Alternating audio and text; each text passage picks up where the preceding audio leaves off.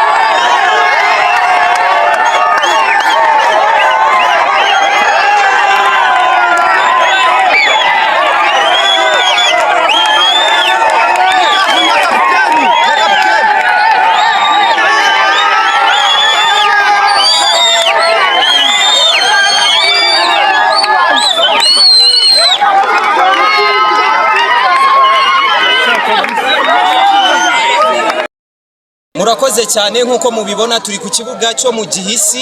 Iyi ni GCM TV, tugiye kwakira kapiteni wa Nyanza atubwire ese ibyishimo bafite bimeze ute nyuma yo gutsinda Kavumu nibanga bakoresheje. Murakoze cyane, nitwa Ishimwe Emi na kapiteni wa ekipe y'Akagari ka Nyanza. Mu by'ukuri nkuko muri kwibona hano ku kibuga ibyishimo ni byose, turishimye mu rwego mutabasha kwiyumvisha. Iyi yari finale, yari intego twari dufite n'abakinnyi b'Akagari ka Nyanza. Ubushize match yabanje kubabashije kwikurikirana twaratsinzwe, ariko dutsindwa mu buryo buri wese yabonaga yuko tutarushijwe.